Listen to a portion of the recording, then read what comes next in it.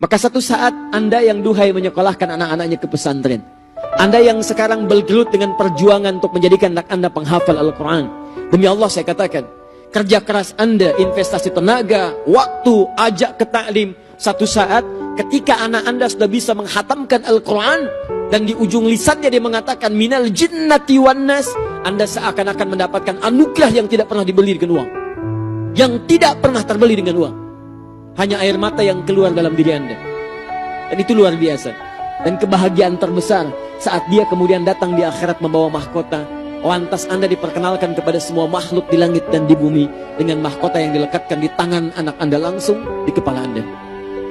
Demi Allah saya katakan, sepulang dari haji beberapa waktu yang lalu, di sekolah kami di tingkat TK itu ada orang tua yang luar biasa. Dia punya cita-cita akhirat, bukan cuma dunia. Maka anaknya disiapkan jadi penghafal Quran.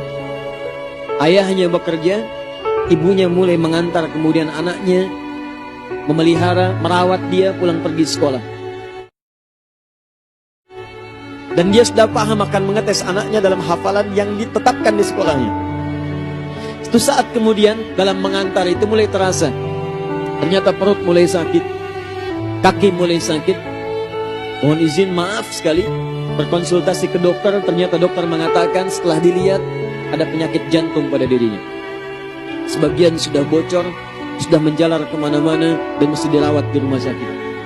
Teman-teman Anda tahu, dalam sakitnya itu masih mengamati pendidikan anaknya, meminta Gojek kemudian untuk mengantarkan dia sekolah, bahkan memonitor sampai di surat apa dia kemudian menghatamkan Qurannya. Dan dalam sakitnya dia telah menyiapkan hadiah terindah untuk anaknya. Dia siapkan mainan, dia tanyakan pada guru. Satu saat di hari Jumat yang indah itu, pada jam 2 siang, anaknya diantar oleh bapaknya. Anak yang usia 5 tahun itu, yang diinfokan dari sekolah dia sudah menghatamkan juz 30-nya. Ibunya ingin mendengar kemudian hafalan Qurannya. Teman-teman, ini kisah nyata. Datang anak ini dengan ayahnya. Ibunya lantas berkata dengan penuh kelembutan, katanya, Al sudah hafal ya surat A, boleh mama mendengar? Tersipu malu ya kemudian ingin berkata, tapi keluar kalimat yang sangat luar biasa. Mama ayo semangat, mama sembuh ya, mama sehat ya. Allahu Akbar. Setelah bercumbu, main dan sebagainya dalam suasana yang sangat terbatas, pulang Al dengan ayahnya. Dan 2 jam setelah itu, ibunya meninggal menghadap kepada Allah Subhanahu wa Ta'ala. Ibunya meninggal menghadap kepada Allah dengan status sebagai pejuang untuk bisa mendidik anaknya sebagai ahli Al-Quran. Berapa hari kemudian, ditekan tulisan yang kembali kepada ibunya. Ternyata saat divonis itu dia sadar, waktunya mungkin tidak lama. Dia menuliskan kalimat, Al, nanti kalau menyusul mama, selesaikan Qurannya ya. Kamu mesti pulang lebih baik daripada mama, dan pakaikan nanti mama mahkota saat kembali kepada Allah Subhanahu wa Ta'ala. Ini mama sudah siapkan hadiah sebagai hadiah bagi Al yang telah menghatamkan juz 30 itu. Anak itu difoto dengan hadiahnya, senyumnya kemudian sumringah, tapi dia tidak tahu bahwa seorang ibu hebat telah menanti dia untuk dipakaikan mahkota di kepalanya dengan Allah Subhanahu wa Ta'ala. Saya ingin katakan kepada Anda, surat yang dibacakan tadi dalam salat Isya memberikan gambaran kepada kita untuk memilih. Kalau Anda mau jadi ahli dunia, silahkan. Tapi satu saat di akhirat nanti akan ada orang-orang yang dibahagiakan oleh Allah Subhanahu wa Ta'ala lebih daripada urusan dunia kita.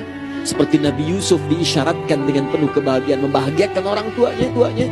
Maka itu pilihan bagi kita, duhai para orang tua. Muliakan anak Anda saat ini dengan mendekat kepada Allah. Satu saat Anda akan alirkan air mata, bukan tangisan, tapi sebagai kebahagiaan karena anak Anda bisa memberikan yang terbaik di hadapan Allah Subhanahu wa Ta'ala.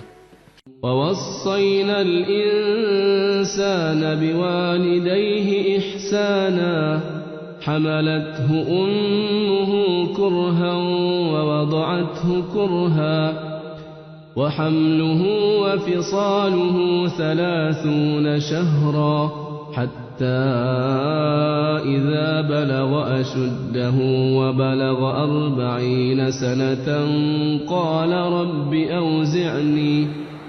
قال رب أوزعني أن أشكر نعمتك التي أنعمت علي وعلى والدي وأن أعمل صالحا ترضاه وأصلح لي في ذريتي إني تبت إليك